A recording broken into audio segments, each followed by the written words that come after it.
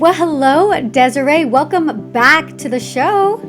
I'm so excited to be here again. Anytime I get to spend time with you is always a good day. Yes, I love chatting with you, and I love having a fellow woman entrepreneur, somebody who helps creators, somebody who has that same mission that I do of basically helping women grow their presence here online through video to help them monetize, make money, and basically make their lives better. So you're one of those people I really admire, and I love your work. So it's always good to have you back here and have my audience to check out what you're doing. And there's something really exciting we're going to be talking about that you're going to be doing in the next couple months. I'm really, really excited about that. And we're going to get into that a little bit later on in the show. So you guys need to listen and watch the whole way so you can see the exciting things Desiree has coming for you guys. But first, one thing I really wanted to focus on with you, because I know you're a mom, I'm a mom. A lot of our listeners and viewers are moms, or they're soon-to-be moms, or maybe they have children or grown children and they're past that phase. But the idea that as a woman, seeing this industry as a wonderful place for moms to be able to actually have a career and be a mom. But the thing is, what comes with that is definitely a little bit of a challenge. I know you and I have talked about that. It's like being a mom. For me, being a mom of two, you're a mom of two, I'm a mom soon to be three. And basically how to juggle this whole thing, being a entrepreneur, being a business owner, but still being a mom. So Desiree, why don't you just share with everybody how you manage that, being a busy mom of two and entrepreneur. I think the first thing is to remove the idea of balance. Like, you're never going to be able to spend equal amounts of time on your business, equal amounts of time with your spouse, equal amounts of time with your kids and your home. Like, it doesn't work that way. But you can figure out is a good harmony. And like, if you want to take like a musical perspective of it, like there are sometimes in music where some instruments have more time than others, but they still all sound good together. And then they kind of can work together to make something really beautiful.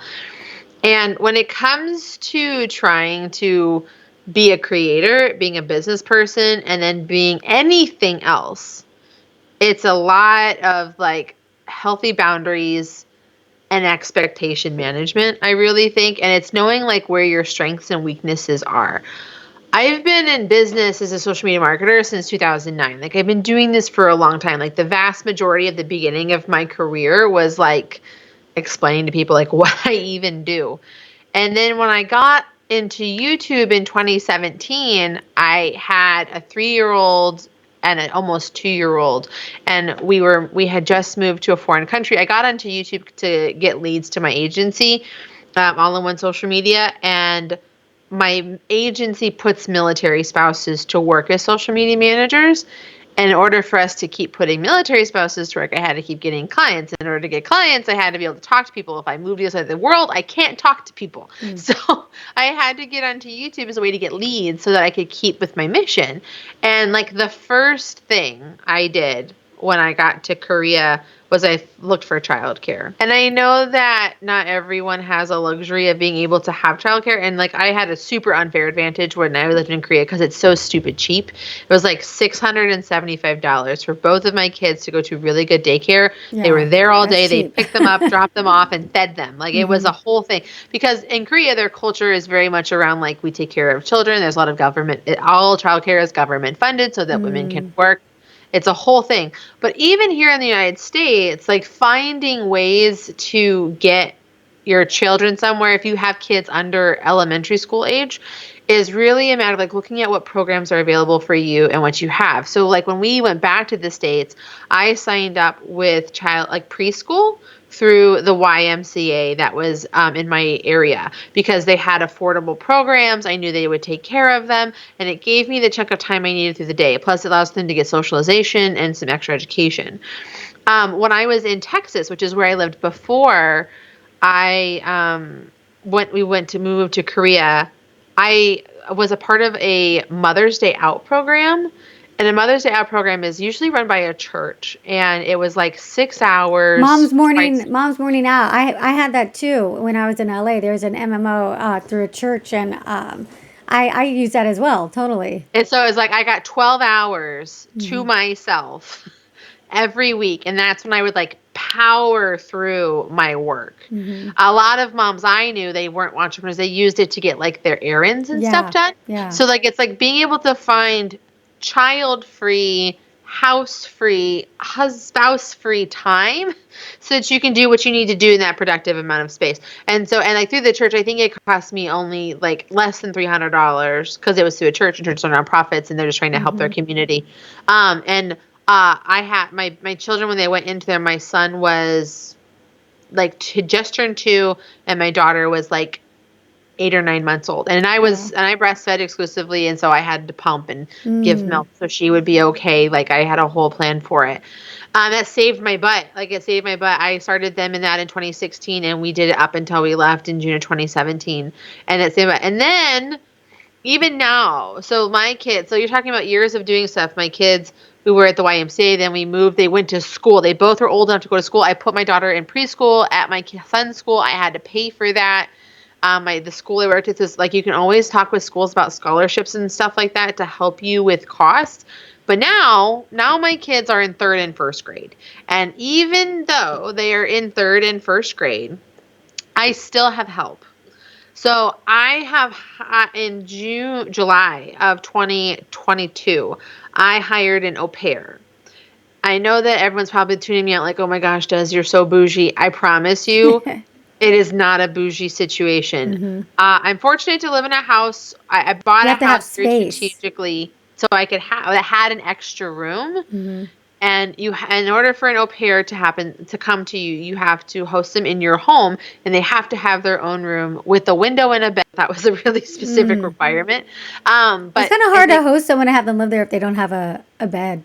Yeah, or even a window. Or I thought the one that I thought was really funny was the window. They have to have a window. Yeah. That was like really an interesting kind of like requirement. I could see like some places, maybe like apartments in New York or something, not having windows, but it's kind of tough to live in a bedroom without a window, though. Like those cruise ships. Have you ever been in the interior cabin? Like, that's the worst. I can't even think. So, and the au pair program, it cost me less to have the au pair in my home than it would for me to have them in like before or after daycare and days off from school and summer. Right. So like those are the things that I also had thought about, because my kids are really high energy. They're very they're very attention needy. Like they want someone to play with them and be with them all the time. And it's just kind of part of the game. I guess everyone's kids are different and have different needs. It's what my family needed. Yeah. And additionally, like I have an unusual extra layer. My husband served in the Air Force, and he's a 100% disabled veteran with PTSD. And so it's very hard for him to do things that can cause me anxiety and stress. So like everyday things that we deal with, like especially with our kids, like for example, the other day, my son fell on his bike. And my husband was so stressed and anxious. He was like out of commission for the night because he goes through all these cycles of like worry and stress and what could I have done to prevent this? When honestly, like for me, I'm like, kids are supposed to fall so they can learn the boundaries of their body and what they can and can't do. It's just a part of being a kid, but like it put him out of commission. So by having an au pair, it allows for consistent care that my husband and I can't provide, because I'm the breadwinner, and I tell him his job while we have our au pair is his job is to get better. And he therapy and he does the things he's supposed to do for that and works on his stuff. And so that's how our family works. I have help with my kids, and I know there's also this added question or layer or complication that comes into play that everyone asks, where it's like, well, Desiree, I can't afford that yet, or I'm not there. And I can totally respect that. I also want to argue, though, that you can't make money oftentimes in business until you spend money. Yeah. So back in the day when I was starting my business, I went to school. Everyone, I want you to know, I did not grow up entrepreneurial in any way, shape, or form. My dad was a Marine who went to college, got a degree, got a really good paying job. My mom has been an executive assistant my entire life. I was told, go to school, get good grades, go to college, and then you can get a job that'll pay you really well for the next 40 years. That's how I was raised, this super millennial mentality. And I went to school because I wanted to be an animator for Disney.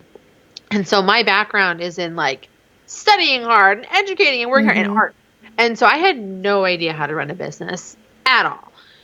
And so in 2011, I was hitting this like stride with my business, but I was having to do everything. So, and when you're in that beginning part of your business, you're the sales team, you're the worker bee, you're the accountant, you're the CPA. There's everything you have to do. And I was like, I can't. And so I went on Craigslist and I found someone that could do a part of my business for me for like 20% of the cost I would charge my customers. And because I didn't have to do the work, I was able to cut back on so much of my labor and I could sign more customers up. You So could it's like, scale. so I could scale. Yeah, so I had to spend money that was really hard for me to spend to make money. And so it's kind of like figure out what you could do. So when I was a young mom, or rather when I had young kids, and we had like military E4 pay, which is not great. And I had some freelance work still from my agency. I had to like part with my money so that I could go make more money with my business and for my sanity. Even if you don't want to be a creator, you need a break from your kids. You can't just be your kids and be all everything all the time. You're going to kill yourself. And unfortunately, we have evolved away from a village mentality culture, which makes my heart hurt. I need people to function and be happy and work together. And nothing makes my heart more sad than the fact that I've never really had a community of other mothers or families to turn to be like, hey, I got to run to the grocery store. Could my kid like hang out with your kid while I go so that I can get it done quickly and have a little less stress, like how our mothers got to do things when they were younger. Or living, like even my family, my parents work. My parents are in their late 50s because they had me young. So my parents work. So like I can't ask them to help with stuff because they're working, so they can't, like, I don't have that, right? Yeah. So it's kind of one of those things, you have to have a way to get a break from your massive obligation of your kids. And I know that we've talked a lot about kids and we haven't even touched like what we could do for our spouses, but I really think that once you have kids, you're in the early phases of kids, like the before elementary phase, if you have not had that conversation with your spouse about time expectations, like, look, I love you, but they're all consuming and stressful, and that means I can't give you everything all the time or what you need all the time, and like you got to be okay with that and finding that balance within it. But I think that when I talk to moms, and I've talked to hundreds and hundreds of moms, maybe thousands at this point, their biggest thing is my kids are a time suck, and I don't know how to do anything else. And I think the biggest thing is you need a break. You need to go find a way to get a babysitter, a program, a daycare, a MOPS, a something to give you a break. Whether you want to create or do a business or not, you have to have an outlet for a break. Yeah, I mean, you touched on there's so many good things that you touched on that I want to like dive into. Like, Yeah. for me, it was so interesting because you have to once you have kids, you have to get really creative. And for like hearing your story is so interesting to see for you, like what resources you were able to use to be able to, have somebody to help you with the kids. For me, and also to be able to like you touched on and I want to get into that, like being able to spend money or having to spend money in order to grow. For me, I was also working like a job when I started this whole thing, and so that gave me resources that I could use for my business. And it's like when I first had this podcast, I was doing everything myself, but I didn't have kids at the time. So it was like, oh, okay, you can work a full-time job and do a whole side hustle. And it's like, you don't realize when you don't have kids how much free time you have. Oh my God. It's like insane. Like you have, even if you're working full-time and you're like home by like 5 or 6, you have like the whole evening, or you have like the weekends, and like, especially more and more people working from home. I'm like, you have so much more time. Like I was always fortunate to be able to work from home. So it's like my schedule was so flexible. So, I started the podcast, but I was doing everything myself. But it's so interesting though, because sometimes when you have kids, it almost forces you to make certain decisions. And for me, that's what happened. So like when I had my first daughter, I actually took a break from the podcast. I didn't have a business. I didn't have a boot camp. I wasn't doing coaching. It was like a hustle side hobby type thing, but it was a pretty consistent podcast, and I had, grown it, and I had some sponsors here and there, but nothing like to write home about as far as like revenue wise. And then, when I had my daughter, I took a 7 month, because she was a very difficult baby. For anybody that obviously is a mom, and the breastfeeding situation, like it was a whole thing. Everybody knows about lip tie, tongue tie, breastfeeding. It was a situation. So she was all consuming. And then I took a break from the podcast and everything, and I was on maternity leave. And then when she was older, when she started eating solids, and it was like kind of the breasting was kind of on its, I breastfed her for a year, but not exclusively. I wasn't able to. But at about 6 months, it's like, okay, things were a little bit better. And then that's when I came back to the podcast. And it was still, though, I was still doing it as like a hobby thing for a little while, because I had my other job.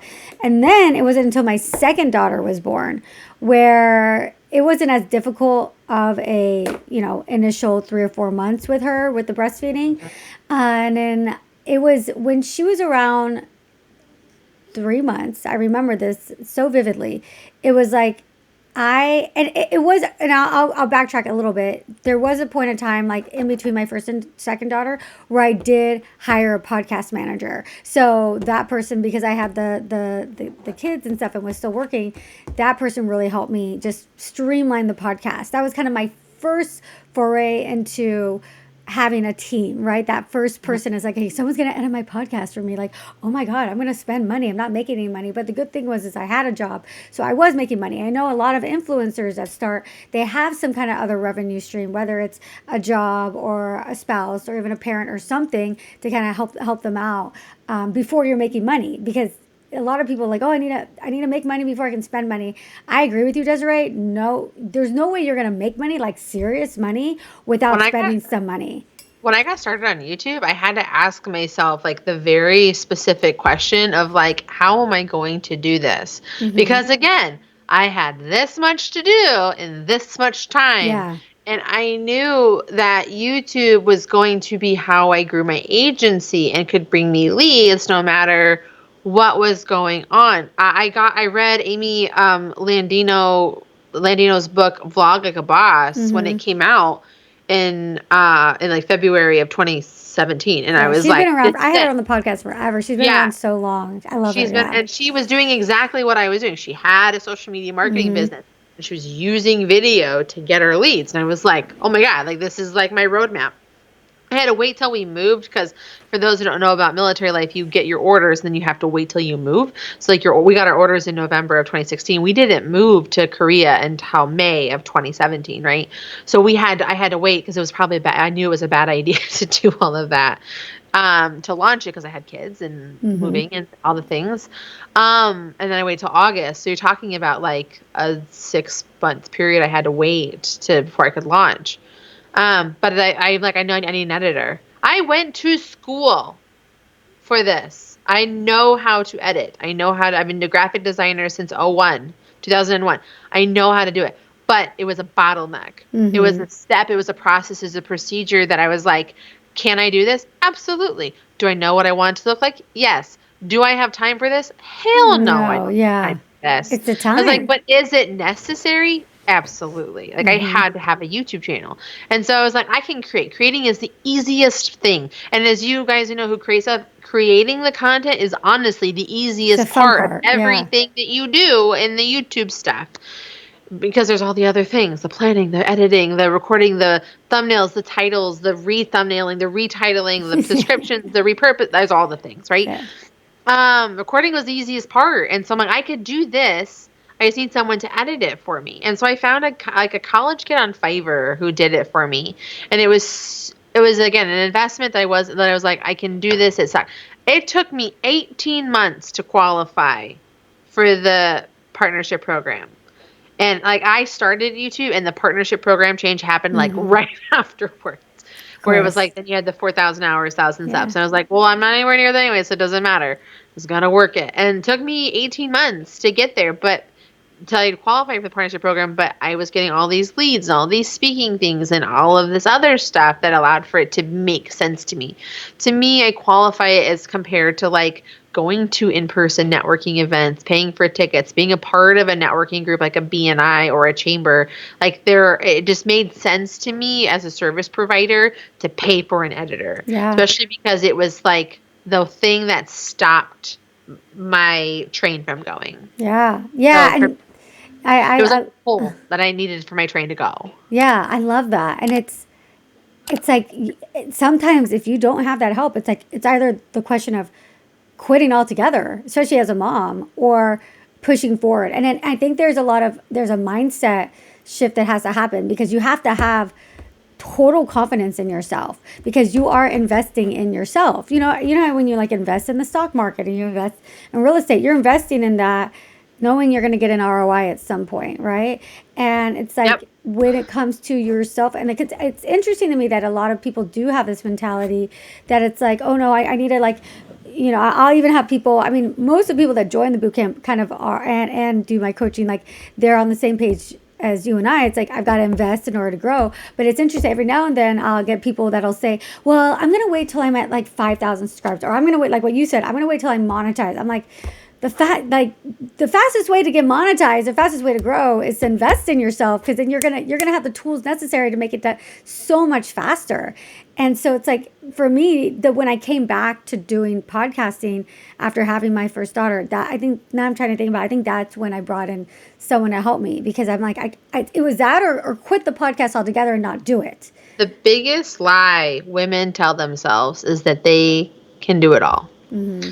And it's the biggest lie that we as society have decided that women have to do is that we have to do it all. Whether you're a mom or just a woman or just a woman with a spouse, whether you are just a single person by choice, you're a widow, whatever it is. It's a lie.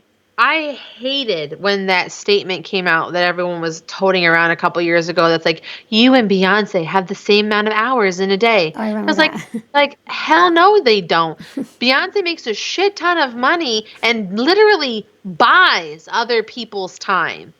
Like she knows her craft and her lane, which is creating great music and being an amazing dancer and motivating women. Performer. But Mm-hmm. she doesn't. She has like a choreographer and a stylist, and she's got a nanny, and she's got PR, so many. everything, Even when she everything. was in Destiny's Child, she had people on her and as her bandmates, right? And so it's like you have to stop thinking you can do it. This is why I hate again, back to what I talked about in the beginning, I hate this culture we are currently living in as millennial mothers and millennial parents, where it's like we're doing everything ourselves. I can't pay my mother network to let me watch their kids so that they can go on a date. I'm like, I want your kids to come to my house and play because it makes my life easier. Like Mm-hmm. when your kids have other kids to Oh play yeah, with, they get busy. Yeah. they don't bother you. Mm-hmm. And it helps them with all of these other socializations. The fact that I have to micromanage my kids' social calendar, the way I micromanage my calendar for my business is a massive problem. And no matter how many times I tell all of the parents in my neighborhood and all of the friends of my children, I'm like, I want to bring back 1990s style parenting where you knock on the door, you ask if my kid can play, and I throw them outside until it's dark. And they're like, yes, please, that would be great. But none of them do it. And then they're like, why do you always ask us to do play dates? Like, because I want my kids to play and get out and do stuff and not be in my hair or not have them in yours because you've expressed a stress point. Stop thinking you have to do everything, right? You don't. You wouldn't bat an eye about putting your kids in daycare if you got a job that would pay you a lot of money, because you can't have this money thing. You can't make this money unless you spend this money to get rid of your kid. All right. You wouldn't bat an eye about buying a car for your family because you're having more children or you need to get to your job, because if you can't have a car, you can't get to said job. Right? Why would you bat an eye at hiring a service provider that obviously you would vet and would need to be affordable within your budget, just like buying a car or doing childcare, to help you move your business forward? Yeah. Like, you can't look at them as ifs and thens. Like, you have to do, there's so many things that we martyr ourselves on or sacrifice that keep us back and stop us from doing something. So you have to ask yourself the question, what is the bottleneck? What is the thing that is slowing me down or stopping me from doing something consistently that could have a long-term gain? Maybe it's not editing. Maybe it's email management. Maybe it's a weight loss program. Maybe it's a gym membership. Maybe it's childcare. Whatever that is, you have to ask yourself that question and figure out how to fix that so that you can have what you want. Yeah, yeah, definitely. And I think everyone has different situations and they have to get creative. I mean, some people are fortunate that they do have their parents to help them out. So they have a grandparent that's there watching them. Some people can hire a nanny. I know I had a nanny for, I still do, for a while. And that's what happened after my second daughter. It was kind of like, I need to, and it's basically like shit or get off the pot when it comes to this podcast.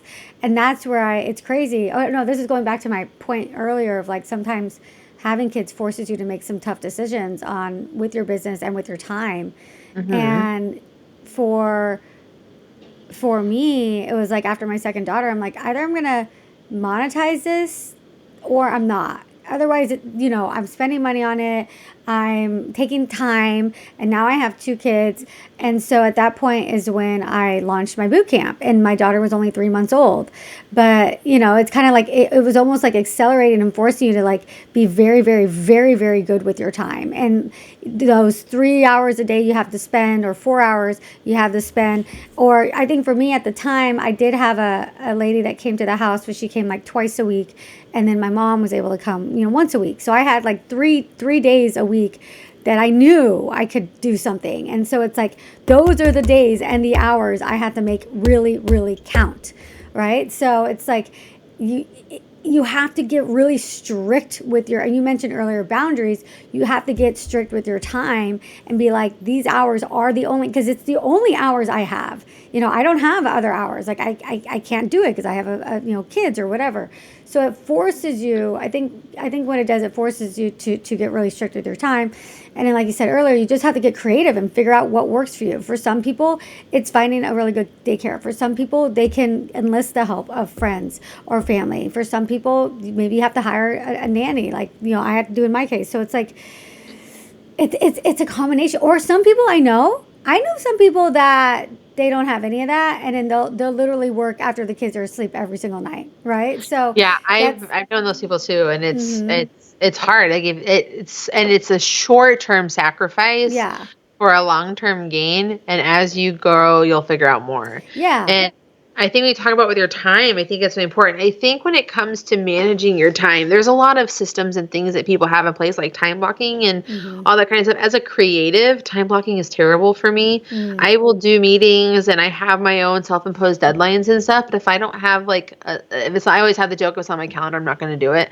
When it comes to my time though, I was noticing that I was only dividing up my time between like, this is when I work and this is when I have other time. It's not like my work time was the only time I was really giving a specific rule to. And I noticed that I would break it all the time. I'm like, I'm going to work late. I'm going to do this extra thing. I'm going to go on this business trip. I'm going to do this stuff that takes me away from the other time, and like the boundary's not there. So my advice in addition to this, because we've talked a lot about kids, and I think it's just important to talk about spouses and partners if you have them, you also have to set aside specific time to be with your kids and to be with your spouse. Like I said, my husband has PTSD, and I am my husband and I are very different, and it's been exacerbated, the differences, while he's been going through his recovery. And like I by definition, I'm pretty unempathetic, and I'm very like, no nonsense, let's get business done. I am so unbelievably action-oriented. I want to solve a problem, get it going right away, as much as possible. It's not that I don't love or laugh or have fun or care about feelings, but I also have this thing with like, feelings get in the way of progress. And so I'm like, I gotta remove them as much as possible. My husband, though, is an incredibly empathetic, incredibly feeling person, and that's one of the things I love about him, because he balances out that like missing component of my existence. But with that personality quality, for him, he needs time with me. Mm-hmm. And it's so easy as business owners and mothers to forget about our spouse. It's like our Mm-hmm. spouse gets the leftovers of us. And he said that to me. I hate that the only time I get with you is after work, after the kids are in bed, and you're Mm. just depleted. Yeah. Especially because I'm a morning person. So, and he's a Mm. night owl. So like we're talking Oh. like here. So he's like, I'm ready to like start my time and do things. And I'm like, I can barely stay awake to watch a show, and I'm only like physically able to give you this. And so that sucks for our spouses. And Mm-hmm. I think that our spouses have been on the receiving end of that from us sometimes, where it's, or like, we're like, well, or the other way around, like where it's like, oh, how do I want to say this? Like I'm ready for you to be available and do things for me, and like they just have to jump up and be ready, and it doesn't really always work that way. So while this is the most unsexy thing ever, and my husband's actually so pretty bitter about this because he's like, there's no spontaneity, there's no like, we have scheduled time Mm-hmm. to be, we have, it's called date day. Mm. This is something that obviously, remember, I've been in business for 13 years. I've been a creator for 5 going on 6. Like I have a lot of systems and people in place to allow for me not to have to work on Tuesdays, but Tuesday is date day in Mm. our relationship. And we picked it for so many reasons. Like our theater in our town does $5 movie day and free popcorn on Mm-hmm. Tuesdays. And we're like, we love to go to the movies. It's something that we've loved our whole relationship. Mm. You know, everything is open, but nothing is busy. Busy. Yeah. Yeah. And we're able to have like that perfect mesh of like, well, I'm at my best because I'm a morning person. And like, we'll meet that afternoon time of like just peak time together where we're just like really thriving and doing well. We'll have lunch. Sometimes we'll have intimate time. Sometimes we will go do something. Like it's just this set period of time while our kids are in school for us to spend this time, dedicated time together. Yeah. You got to That's figure out what cool. your version of that is for your partner and your spouse. It Mm-hmm. can be a date night, which I'm pretty sure most people would traditionally have. Or maybe if you have these programs that are in place and your spouse or partner has flexible work time or not work time or a day off, whatever, and you can coordinate it. Like I highly encourage you to do that. But you have to make sure you're not using that time to do tasks. You have to make sure you're not using that time to like be productive. It's very hard for me. It's Mm-hmm. so hard for me. Mm-hmm. I'm not great at it. Sometimes there are some errands in there, but it's really how I just like go back to like those pre-kid, pre-business time of the two of you where Yeah. it's just you two being spouses, husband and wife and wife, like whatever that looks like for you, Mm-hmm. and giving them that time. Because if you can give your partner that time, you'll be surprised at how much you want that time and how good it is for your mental health, because then it makes it easier for you to thrive in your business and not have resentment towards your kids because they change your life and Yeah. your hormones and body or whatever. Like it just really kind of gets you back to like I think a really good selling point, and it allows you to just be there for your partner. And I think it's finding that it's not easy. It's not. It took me a minute to get there. We just implemented this last year as Mm-hmm. one of our goals. My husband was really like, "I need you. I Yeah. don't get focused, dedicated time with you. And when I do, it's inconsistent. And I don't feel like you're there." And it was hard to hear, but I heard it from him and I listened. And so I'm like, I have to do this. It's hard telling people I don't work on Tuesdays, and they're like, "Huh?" I'm like, "I don't work on Tuesdays. I can maybe answer an email or text here and then. My team knows." And they're like, if they're texting me, it's like a thing. Yeah. And there's that minor level of flexibility, but for the most part, I try really hard to be there on Tuesdays for my husband. Wow, that's really great. That's really cool. Yeah, thank you for sharing that. That's a commitment too, like a full day for that. And like you Well, said, and it's not. That's the thing. It's not a full day. It it's is just when the not a kids are full in day. school. It is from 9 to like 3:30 Mm. because my kids are at school from 9 to 4. And then you have the au pair in the afternoon, or the au pair's I always there. do. Our au pair is there and she helps, but it's also kind of like, she has her job. Like her job is the consistency part, Mm-hmm. but I try to be done with work by about four Yeah. and 5. Yeah. And so usually like that gives time for me and my husband to like, we'll work on dinner together, or maybe Mm-hmm. we'll stay out later or do something. But for the most part, we want to get home and spend time with our kids because Yeah. we're like, okay, we like each other again. Let's go be parents now. Yeah. Yeah. I love that. That is so cool. Well, thank you so much for sharing that. I'm sure we can go on and on about balance and kids and investing in your business. But I do want to make sure we have time to talk about something really exciting that in between your agency and the podcast and everything you've put together, and it's the Women of Video conference, right? Yeah. Yeah, so we're doing the Women of Video virtual event. It will be happening March 11th and 12th. And my biggest desire around this, and like in full transparency, this was supposed to be an in-person event that we had to make virtual just because of economic issues, like from sponsorships in the tech industry and like the ticket sales. We made that. I like to be honest and transparent because I try to always be that. But having our virtual event, and the event is focused on supporting the mission of Women in Video. So the mission of Women in Video is to help women creators build economic impact and equality through education, resources, and community. Women creators across the board statistically make less money than male creators. In fact, there are more women influencers than there are male influencers, but women make 59 cents on the dollar compared to male creators. And it's an issue. When you look at YouTube, the top trending videos, it's always low. I think we have the data that says that less than 12% of the top 25 trending videos on YouTube are women. And there's just a lot of struggles and things. And women have had a rough couple of years in general. And so what we're trying to do at this conference is give you an infusion of opportunity to help you with growth. And we're focusing on 3 areas of growth: niche, platform, and money. And we have very focused, specific sessions and plan, including one with Erika, where we're going to just be focusing on like, how can we help you women with your goals and objectives as creators so that you can take control of your time and your money in a way you may not have had before. As a mom and a military spouse, I understand that right now everything is really expensive. Things are really hard. Money is a whole journey. And if we can have control of our own money in a way where we also have control of our brand and the product, it's going to be so much better. Like, I know as a military spouse, network marketing is a really big way that like people try to make money. But at the same time, some network marketing companies can be very predatory.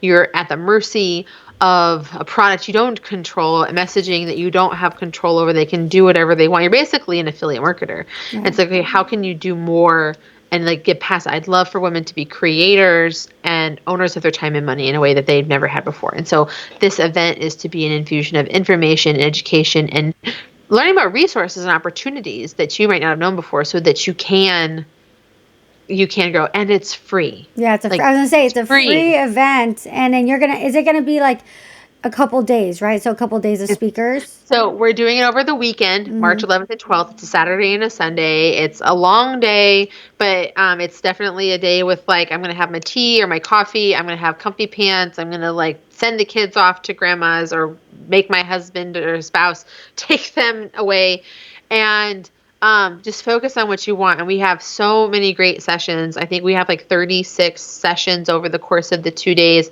all about money, platform, and niche growth, so that you can dig into like what you need to know and what you want to do better or where you can get started so that you can have success. We have great sponsors who are participating, great tools for you to check out, amazing lineup of speakers. It's just going to be a whole like thing. That's amazing. I love that. So 2 days, March 11th and 12th. I'm going to have the link for you guys in the descriptions.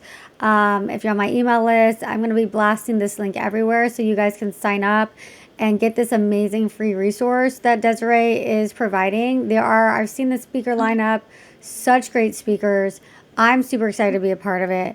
And I encourage all of you guys. You're going to learn, you're going to learn a lot. So it's like a lot of focused learning. One of the things that I always hate about going to most events is they're generalized, like 10 ways to make money as a creator. And I'm like, well, how about 10 sessions about how to specifically make money with merchandise or affiliate marketing or get sponsorships or influencer marketing or memberships or courses? Like, we have these like really micro specific sessions around something very specific, because I don't think like making a course might not make sense for a beauty creator. Or you might be like, I want to grow more on YouTube, or I want to grow more on TikTok. And like, what does that look like? How do I do that? What does that mean? And like, so having those specific sessions will allow for you to have like really specific education. Yeah, I think that's, and I love the fact that it's for women. I love that. All Yes. women, women speakers.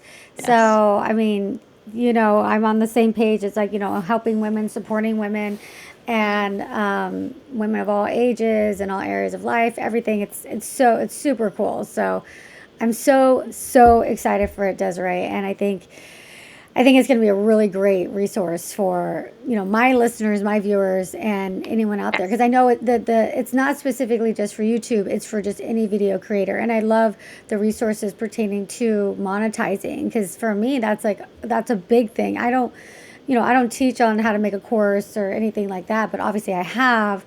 And my big belief is that personally with YouTube, I just feel like it's an incredible way for women to make money. And there's so many different ways to make money through, you touched on, AdSense, but then there's affiliate income, there's brand deals, and then there's creating your own product, your own course, your own service, agency, whatever it is. So I love that you're going to be teaching the money aspect because, that's a big one. But I mean, like I said, you can totally be a creator hobbyist. Like, and Hmm. more power to those women that do that. I know of a couple, and I'm like, I don't know how you do that because they're also like viral and stuff. But then there's also like the other part of it where it's like a lot of us though we're doing it because we have this thing we're good at, but we also want to make money doing it. Yeah. And monetizing your hobby is a whole thing, and I think that we can do it. But it's a like how no one, no one teaches this. And I'm sorry, let me rephrase it. Everyone teach. There's a lot of people that teach Hmm. on this. It's just how do you find it? How do you know what works? How do I see myself doing that? What does that look like? What resources are? What community is around it? Right? And it's like what also is right for me. And so by being able to have this community of women to just talk to and ask questions to, not just our speakers, each other. Hmm. Like you'll be able to go so far. Like Eric and I met in a really funny, random way. We were in LA for a vid summit in 2019. Is it 2019? Yeah. And yeah, and Salma Joffrey had like just over 10,000 subscribers on YouTube at the time. If you had over 10,000 subscribers, you could use the studios at any of the YouTube locations that they had. So we were all together in LA, and she wanted to bring women together and just talk about stuff. Creator stuff, life stuff, women stuff, all that kind of thing. And unfortunately, there was a tech issue, and like the footage like never got to see the light of day. But Eric and I were there together. Yeah, it was cool. And we were on team extrovert together because we would literally accidentally divided into like extroverts and introverts. But we just talked about it, and it's like these 7 women who do wildly different things, wildly different backgrounds, wildly different like lifestyles. We just came together like, how do you do this? And we got Hmm. to talk about it, and it was awesome. Yeah, it was really, really cool. I know it's too bad that footage didn't make it because we had some great conversations. But we're gonna have even more in this event. So March Yes. 11th and 12th, that's what you said. Yes. And I'm gonna have all the links for all of you guys. Free event, so make sure you sign up and attend it. I think it's gonna be really, really cool. Even if you do, like you said, Desiree, you have very specific categories and things you're talking about. Even if you just attend like 1 or 2 of the sessions, it's like just like pick and choose, like choose your own adventure. Pick what resonates with you. I love Like that. Choose your own adventure. yeah. That's awesome. So Yes, I hope you will come, learn, make money, and we can all grow together because we are all impossibly amazing. And I think that we'll just, the more we know, the more we can create, the more we can do, the more we can change the world. love it, Desiree. Well, thank you so much. And anywhere else I can send people to, I'm going to send them to the URL for the Women of Video virtual conference. But your YouTube channel or Yeah, best place to find me on the internet is at Mrs. Desiree Rose everywhere. MRSDESIREEROSE. awesome. Well, thank you, Desiree. Super excited for the event. Talk Thank to you you. soon. Yep. Bye. Bye.